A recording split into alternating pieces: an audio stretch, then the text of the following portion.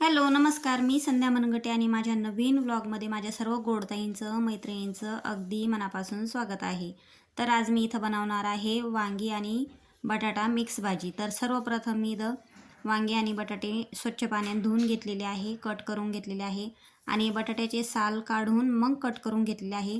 त्याच्यासाठी अद्रक लसणाची पेस्ट तयार केली. नंतर एक ते 2 कांदे घेतले छोटे छोटे आणि कट करून घेतले ते पण.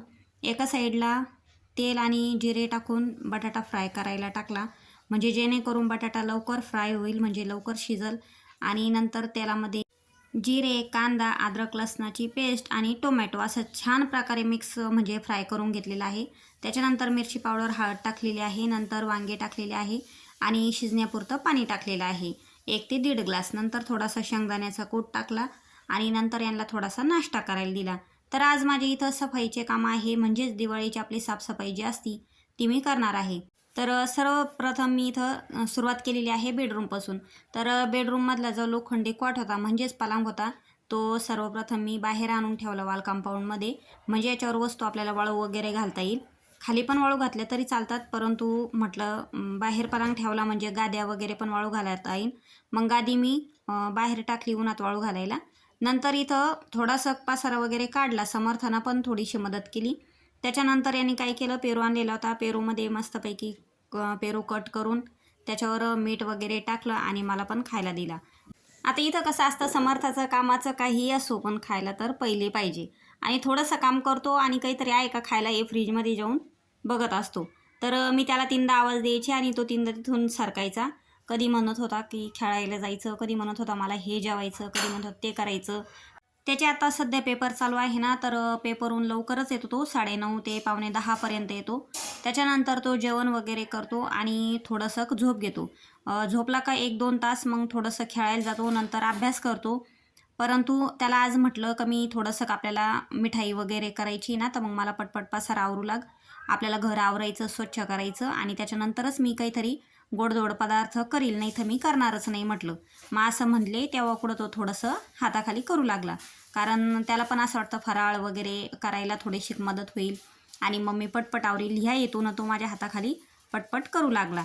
आता बराचसा सामान जे आहे तो बाहेर नेत होता. नंतर मी वरती आपल्या टपं वगैरे भरपूर होते, तर ते पण काढत होते आणि त्याला कॅमेरा समोर यायला थोडीशी लाज वाटते.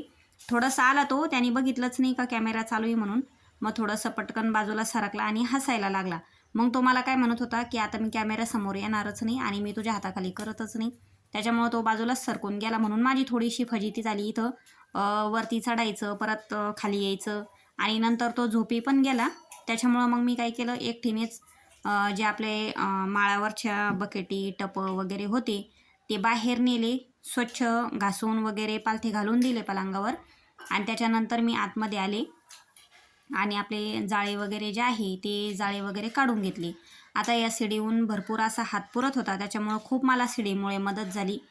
शिडी असलं तर थोडा फरकच पडतो. आता मी तुम्हाला मागच्या वेळेस सांगितलं होतं का माझा फॅनला वगैरे हात पुरत नाही, म्हणून मी फॅन पुसलेले नाही आहे.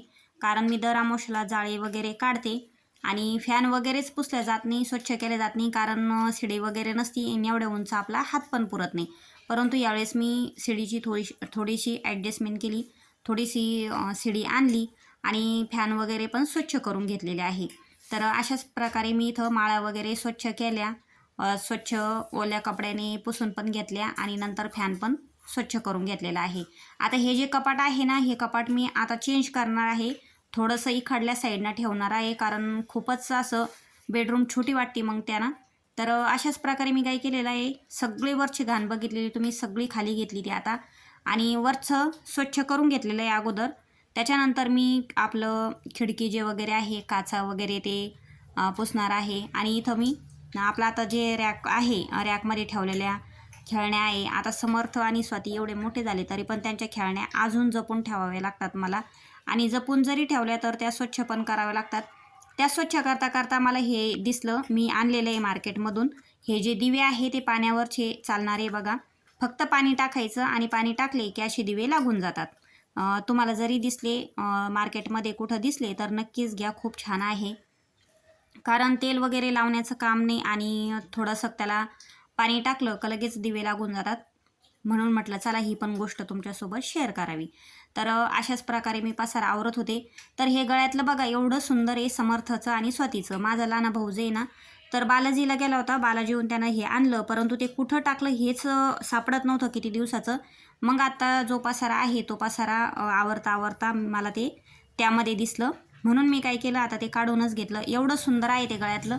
तर ते नेमकं कुठं टाकलं हेच असं म्हणजे विचारात पडली होती मी. त्यानं एवढं म्हणजे देवाला गेला आणि त्याला आवडलं. चालावा भाच्याला आणि भाचीला घेऊन चालावा आणि आम्ही घेतलं ते आणि एका जे हिरवं बास्केट आहे त्याच्यामध्ये ठेवून दिलं, पण लक्षात नाही राहिलं कुठं ठेवलेलं आहे.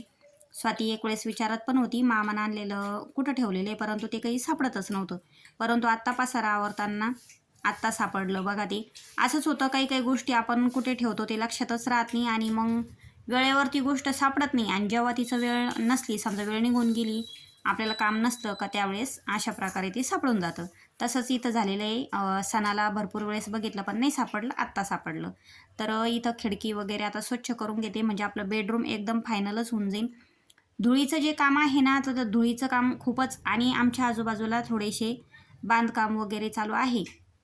आता दरवेळेस मी अमावास्येला जाळे वगैरे काढणं, स्वच्छता करणं करतच असते. परंतु बांधकाम चालू असल्यामुळे खूपच धूळ वगैरे येते आणि आमच्याकडं थोडंसं मोकळं आहे. तर तुम्ही बघू शकता फक्त पोटमाळा आणि रॅक एवढंच आवरलं तर किती धूळ निघालेली आहे, किती कचरा निघालेला आहे.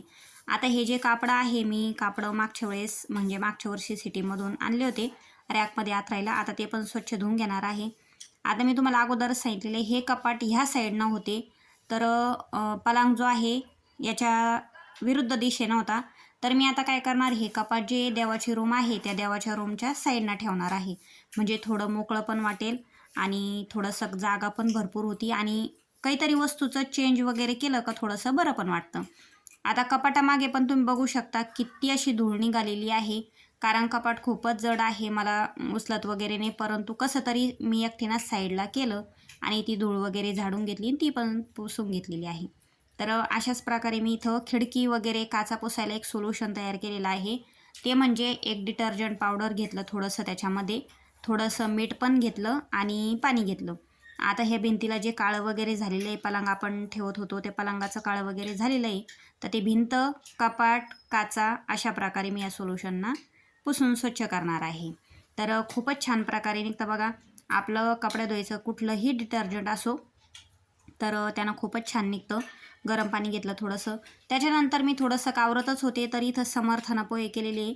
तुम्हाला खोटं वाटेल का समर्थना पोहे केलेले. समर्थला अशा बऱ्याचशा गोष्टी येतात का तो करू शकतो. मॅगी, पोहे, त्याला काय वाटलं असं ते थोड्याशा गोष्टी तो करू शकतो.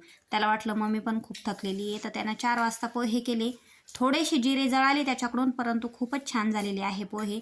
त्याच्यानंतर आम्ही दोघांनी पोहे वगैरे खाल्ले. मी रॅक वगैरे स्वच्छ करून घेतलं आणि हे कापडं जे स्वच्छ धुवून ठेवलेले होते ते म्हटलं आथरून द्यावे, कारण आता भरपूर वेळ झाला होता.